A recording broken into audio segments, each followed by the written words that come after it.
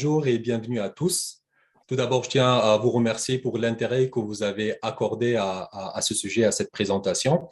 Et je tiens également à remercier les organisateurs pour cette belle occasion. Alors, comme introduit déjà, euh, cette présentation va parler des émissions des particules fines et ultra-fines, ainsi que les émissions des composés organiques volatiles en fabrication additive. Alors, ici, j'évoque le terme fabrication additive. Par définition, c'est quoi? La fabrication additive, communément appelée impression 3D, en fait, désigne un ensemble de technologies permettant l'obtention d'un objet tridimensionnel par ajout de matière, alors disposé couche par couche. Alors, si on la compare au reste des techniques de fabrication et de mise en forme, la fabrication additive présente plusieurs avantages. Ici, je me limite à citer 5. Tout d'abord, elle offre une liberté sans précédent dans la conception de structures complexes, comme vous pouvez le voir dans ces illustrations, avec une précision et un contrôle qui ne peuvent pas être en fait obtenus par d'autres techniques, les techniques traditionnelles. En plus, cette technique fait gagner du temps de fabrication puisqu'elle permet, entre autres, de réduire le nombre des étapes pour obtenir ces pièces complexes. En plus, pour des besoins bien spécifiques, et on verra des exemples plus tard, elle permet de produire des pièces et des produits personnalisés. Et contrairement à d'autres techniques de fabrication, comme on le sait par exemple en usinage, là où on a des copeaux qui se forment lors de la fabrication, en impression 3D, ça réduit la génération de déchets. Et pour tout ce qui a été avancé, le coût de la production par ces technologies est relativement bas et réduit. Alors, une technologie qui présente tous ces avantages a bien trouvé sa place dans le marché. Allons voir la fabrication additive en quelques chiffres. À l'échelle mondiale et dans l'espace d'un an, les revenus estimés des produits issus de la fabrication additive s'élèvent à plus de 642 millions de dollars. Alors, environ 50% des produits issus de la fabrication additive qui étaient des prototypes ou en phase de développement avant 2020 sont devenus présentement des produits entièrement commercialisés. En 2019, on recensait un total qui dépasse les 100 000 brevets associés à l'impression 3D. On parle de, selon l'histogramme qui est présenté ici, 25 000 brevets en 2018 comparé à 2300 brevets en 2007. Alors, rien qu'entre 2016 et 2018, environ 529 000 imprimantes 3D commerciales, en fait, dont le prix est inférieur à 5 000 dollars, ont été vendues dans le monde. Alors, au total, et pour les 3 prochaines années, des analystes comme la firme Woolers, par exemple, qui focalise sur la fabrication additive, ils s'attendent à ce que le marché global de la fabrication continuera à croître pour atteindre les 35 milliards de dollars d'ici 2024 et doublant de taille environ tous les 3 ans. Alors, jetons présentement un coup d'œil à ces chiffres-là à l'échelle nationale, au niveau du Canada. Et au cours des 3 dernières années, il y a eu une augmentation significative de la sensibilisation et de l'utilisation des technologies de la fabrication additive dans différents secteurs. Alors, selon un sondage qui a été effectué et qui fait intervenir 13 pays, le Canada arrive 3e, après la Corée du Sud et la Chine, en termes d'adoption de la fabrication additive par ces compagnies. En effet, selon le graphique ci présent, on a 97% des entreprises canadiennes interrogées étaient déjà impliquées en fabrication additive, 14% envisagent d'utiliser cette technologie dans le futur et seulement 9% qui ne sont pas intéressés. Alors, ceci est dû, entre autres, à l'attention qu'a allouée le gouvernement à ce secteur. En effet, en mai 2019, le gouvernement canadien a lancé l'initiative des super-grappes, qu'on appelle pour stimuler l'innovation en recherche et développement. Et la fabrication avancée, y compris l'impression 3D, bien évidemment, est celui qui a reçu le plus de financement avec un investissement annoncé de 230 millions de dollars. Alors, parlons présentement de la technologie elle-même. Il existe plusieurs procédés de fabrication additive. Ces procédés se distinguent par la méthode avec laquelle les couches de matière sont superposées pour produire la pièce. Ils diffèrent aussi en fonction du matériau utilisé.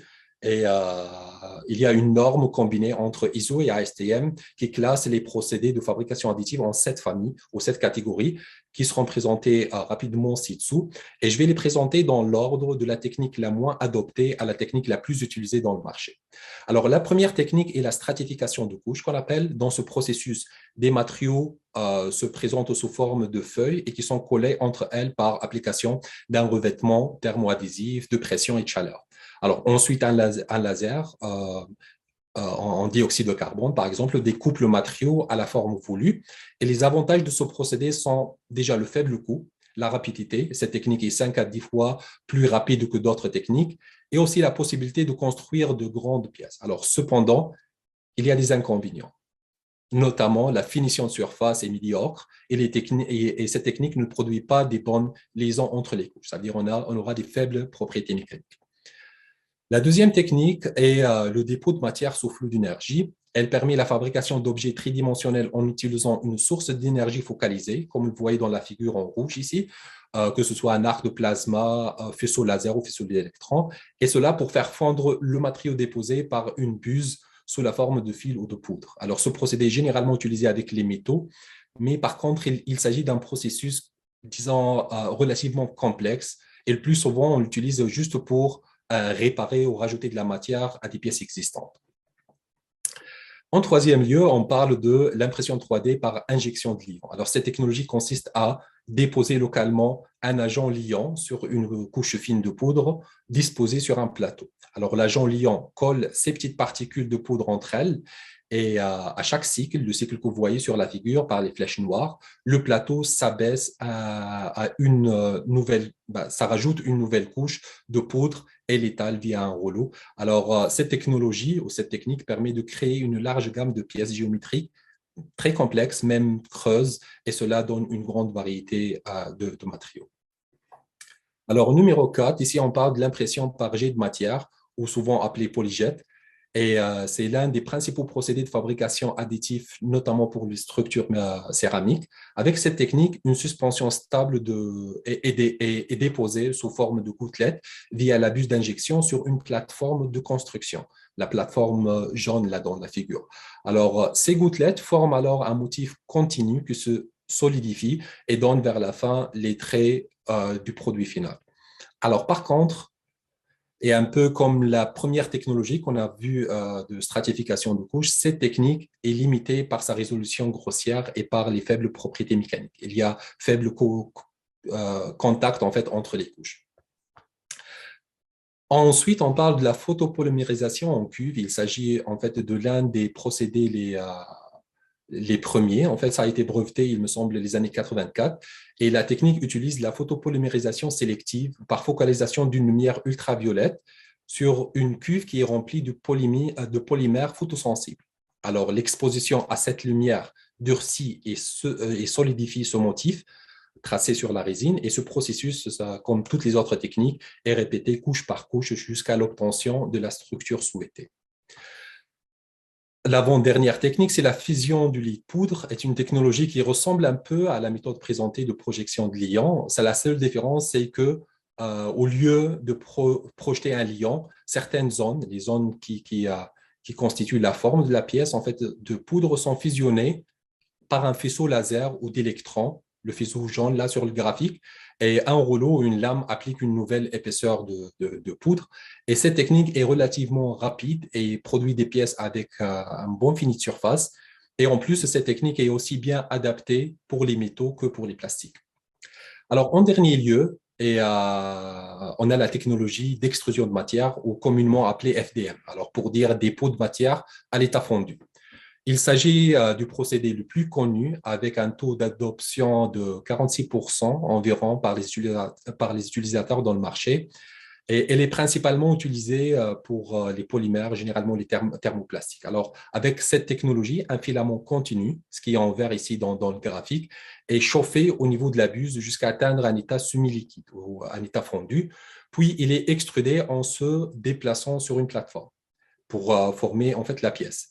La FDM est l'une des techniques ou des technologies les plus répandues et cela est dû à sa rapidité d'impression, son faible coût et surtout à sa facilité d'utilisation.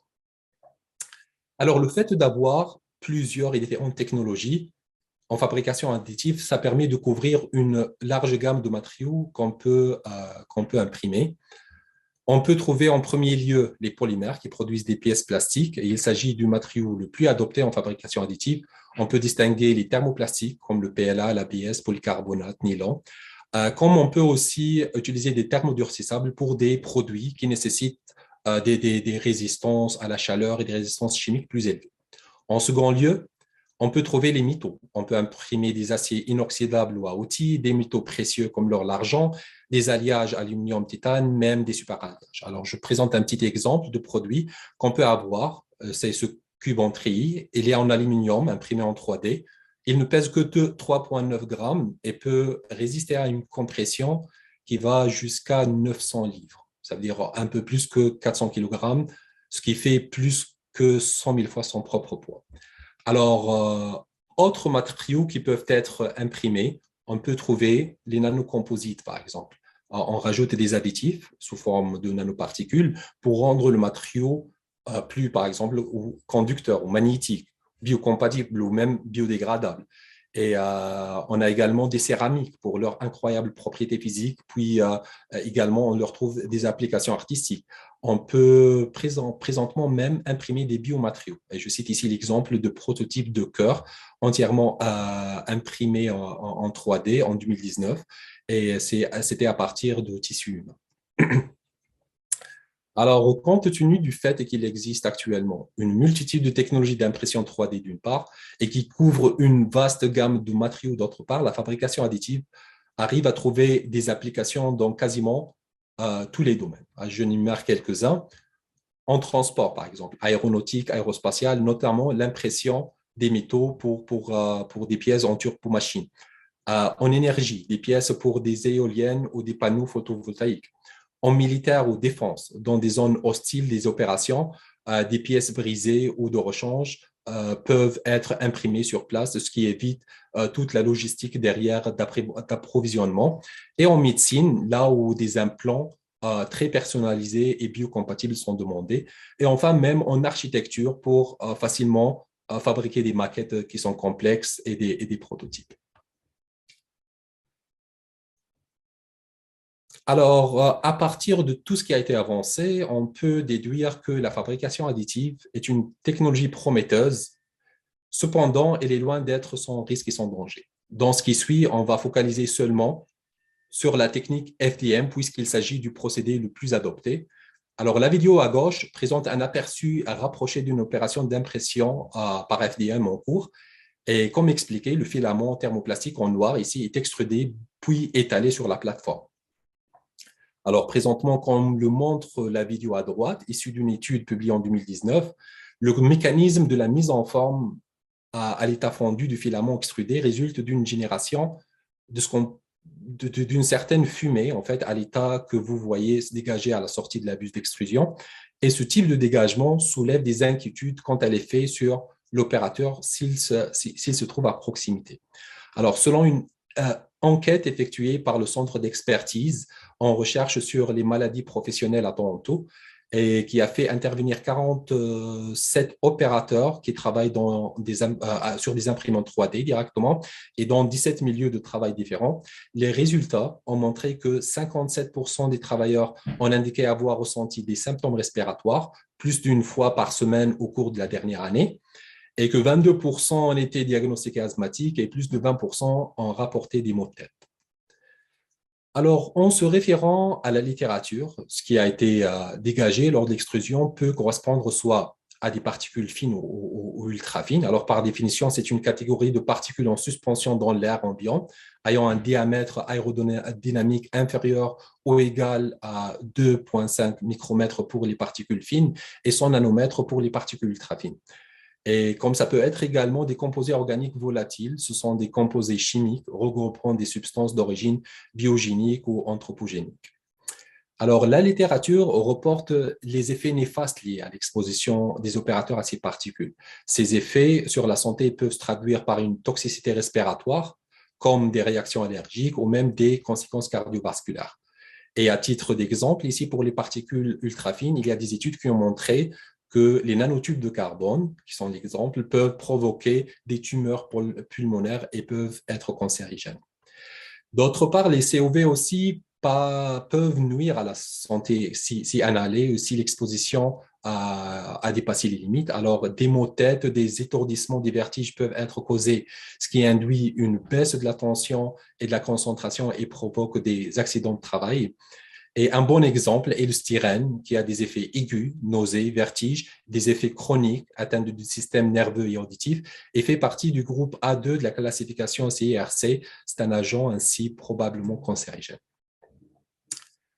Alors, des émissions de particules fines, ultra-fines et des COV lors des opérations d'impression 3D sont confirmées présentement.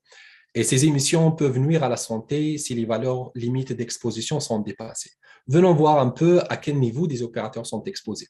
Alors, vu qu'il y a un manque de données, il était difficile d'avoir des chiffres sur le nombre exact des travailleurs exposés, mais on a pu quand même construire d'une façon indirecte une idée en traçant le marché d'emploi et les activités professionnelles liées à la fabrication additive. Alors, globalement, à l'échelle mondiale, et selon une étude menée en 2018 par Joblift, le site web des offres d'emploi, le marché d'impression 3D a créé des emplois avec une croissance de 25% supérieure à celle des autres marchés. Et sur le site web indeed.com, les postes publiés avec expertise en fabrication additive sont passés de 474 postes en 2014 à 2760 postes en 2020. Aux États-Unis, là où elle prend une bonne partie du marché, ce graphique montre que le taux de croissance moyen du nombre d'opérateurs en fabrication additive est de 11,3% par année. À l'échelle nationale, au Canada, les prévisions de la prochaine décennie, c'est que la fabrication additive créera plus de 13 500 emplois. Rien qu'entre 2011 déjà et 2016, plus de 120 000 opérateurs en fabrication additive ont opéré dans des domaines qui combinent métallique et plastique. Et présentement au Canada, il n'y a pas beaucoup d'informations sur les chiffres des opérateurs qui sont exposés, mais on sait qu'en 2018, entre autres, le gouvernement canadien a investi au Québec 21,1 millions de dollars pour aider à développer la société de fabrication additive Tekna pour impression 3D métallique. Et à Sherbrooke seulement, cet investissement a créé 170 offres d'emploi. Alors, on peut conclure que le domaine de la fabrication additive est en expansion et de plus en plus d'opérateurs risquent d'être exposés aux émissions néfastes. Ainsi, on commence à avoir dans la littérature des travaux de recherche qui tentent d'étudier et mesurer ces émissions. Alors, je vous présente ici un exemple d'une étude menée sur les imprimantes FDM commerciales et qui a mesuré les émissions lors d'une opération d'impression qui a duré 1h30 ou 1h25 et qui fait intervenir 8 filaments de nature, ça veut dire de matériaux différents. Alors, si on compare deux parmi les matériaux les plus utilisés, qui sont la FDM, en FDM, qui sont la PLA en vert et l'ABS, les résultats de taux d'émission de particules en fonction de leur taille montrent que déjà, ce taux pour l'ABS est en moyenne un ordre de grandeur plus élevé que celui du PLA. Et ce taux d'émission est de l'ordre de 10 puissance 10 particules par minute.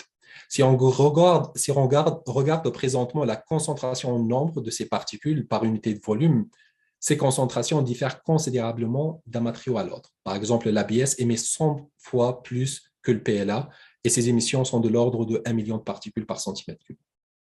Alors, la même étude a mesuré également les émissions des COV totaux de ces 8 matériaux. Là aussi, on trouve que les concentrations des COV ensemble diffèrent d'un matériau à l'autre et l'ABS émet toujours plus que le PLA.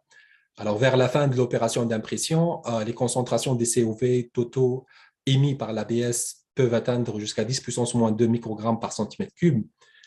Et puisque le niveau de toxicité diffère d'un composé organique volatile à l'autre, en fait, un autre travail de recherche publié en 2020 qu'on avait trouvé et s'est intéressé à étudier les émissions des COV spécifiques, séparés de 6 types différents de filaments ABS, ça veut dire 6 types de couleurs différentes, de fabricants différents. Ce qu'on peut trouver, c'est que les taux d'émission sont en moyenne de l'ordre de 4,5 mg par 1 g de filament imprimé et on trouve que le styrène est le COV dominant sur 5 des 6 filaments de l'ABS, qui est polyacrylonitrile butadiène styrène. Alors, dans certains cas, le styrène présente environ la moitié des COV émis lors d'une impression à base d'ABS, comme le ABS1 ou ABS4 dans la figure. Alors, d'autres travaux de recherche sur le sujet ont reporté une influence des paramètres relatifs à l'impression sur les taux et les concentrations des émissions des particules fines, ultra-fines et COV. On distingue ici deux familles de paramètres. On peut les classifier en tant que paramètres de processus, en haut en bleu, et comme par exemple la couleur et la nature du matériau des filaments. On a vu que l'ABS émet beaucoup plus que le PLA. Concernant la couleur, elle peut affecter la concentration et même la taille des particules émises. Et d'autre part, on a les paramètres d'impression, de fabrication qui sont en bas en vert. Et ça englobe par exemple les températures d'extrusion. On voit que le petit histogramme ici, en augmentant des pas de 20 degrés Celsius, on a une augmentation considérable des émissions. La vitesse d'extrusion également, les dysfonctionnements, c'est-à-dire si on aura une erreur lors de l'impression, ça a été remarqué que ça fait augmenter d'une façon considérable les émissions. Alors, si on conclut maintenant et on représente les limites de l'étude qui a été faite, on peut dire le suivant. Tout d'abord, concernant plutôt les opérateurs en fabrication additive, c'était difficile de connaître avec précision le nombre de travailleurs qui manipulent directement sur les imprimantes. Ainsi, une idée sur les travailleurs exposés est bâtie indirectement à travers des données sur le marché d'emploi dans le secteur et à travers l'étude des activités professionnelles liées à la fabrication additive. Si on regarde maintenant les études effectuées sur les émissions eux-mêmes, on trouve comment dirais-je, un déséquilibre entre le nombre de publications relatives à l'FDM comparativement aux autres technologies. Alors, celles en FDM sont presque 2 fois plus nombreuses que celles de toutes les autres technologies combinées. Et cela cause un problème car les autres technologies font intervenir d'autres combinaisons de matériaux et de procédés et on ne peut plus prévoir la nature et la concentration des émissions. On ne peut pas tout simplement extrapoler à partir de l'FDM. En plus, on peut conclure que la grande majorité également des tests effectués en laboratoire sont en laboratoire et ne reflètent pas l'exposition in situ, c'est-à-dire dans le milieu de travail. Parlons un peu également des résultats obtenus sur les émissions. D'une part, des particules fines et ultra fines. Alors, les taux d'émission et les concentrations sont significatifs, mais sont difficilement comparables entre les différentes études. Et ça, c'est du fait qu'on a des études non systématiques. Chaque laboratoire adopte ses propres paramètres expérimentaux et d'impression. Alors, il y a des températures de bus qui sont différentes, des volumes de chambres différentes, des vitesses d'extrusion différentes. Et il n'existe aucun protocole expérimental standardisé ou normalisé pour évaluer les émissions lors de l'impression, d'où la difficulté de réaliser une méta-analyse à partir de ces données-là. Et en plus, il n'existe pas, à l'heure actuelle, des valeurs limites d'exposition concernant les particules ultra fines. On en a pour les particules fines, mais pas pour les particules ultra fines. Alors, même si on peut reporter des concentrations, on ne peut pas juger quant à l'effet sur la santé. Alors, pour les COV, il est vrai que les valeurs limites d'exposition reportées sont réglementaires, ne dépassent pas en fait les limites. Mais par exemple, l'utilisation en parallèle de multiples imprimantes, ce qui est généralement plus proche de la réalité et ce qui est généralement le cas en industrie, pourrait accroître considérablement les concentrations mesurées et on peut dépasser facilement les limites. Alors, afin de répondre à une partie de ces lacunes, notre équipe de recherche affiliée à l'Université de Montréal et sous la direction du professeur Ludwig Winch et en collaboration avec le professeur Stéphane Allais de l'École de technologie supérieure, cette équipe a établi un programme de recherche axé sur la hiérarchie du contrôle d'exposition au risque en santé et sécurité de travail. Alors, par ordre décroissant d'efficacité plutôt, je rappelle que ces mesures se présentent comme suit. Tout d'abord, on va essayer d'éliminer à la source le risque. Sinon, on le remplace ou on le substitue. Le cas échéant, on opte pour des mesures d'ingénierie, sinon des mesures administratives. Et en dernier lieu, si on ne trouve pas de solution, on utilise des EPI, des équipements de protection individuelle. Alors, dans le cadre des émissions en impression 3D, les étapes 1 et 2 ne s'appliquent pas. En effet, on ne peut pas réduire les émissions à la source ni les remplacer. Alors, les objectifs et les projets de l'équipe se focalisent sur le point 3 déjà, ça veut dire les mesures d'ingénierie. Et dans ce contexte, on peut parler de réduire les émissions à la source en optimisant les paramètres d'utilisation de ces imprimantes ou effet de système de ventilation et d'extraction sur le fini des produits imprimés. Également, on peut opter pour travailler sur les encofrements et développer des modèles prédictifs de l'exposition. Et le programme de recherche de l'équipe focalise ces projets aussi sur le point 5 de la pyramide des mesures, qui sont les EPI. Alors, on peut travailler sur le développement des structures à haute efficacité de filtration adaptables au VPC, aux vêtements de protection chimique, et aussi optimiser l'efficacité des filtrations au point de faiblesse de ces VPC de type 5. Alors voilà, je touche à la fin et je finis par présenter le rapport publié à l'RSST qui a servi de base pour cette présentation. Et je profite de l'occasion pour remercier en fait mes superviseurs pour leur encadrement durant le projet. Et je vous remercie pour votre attention.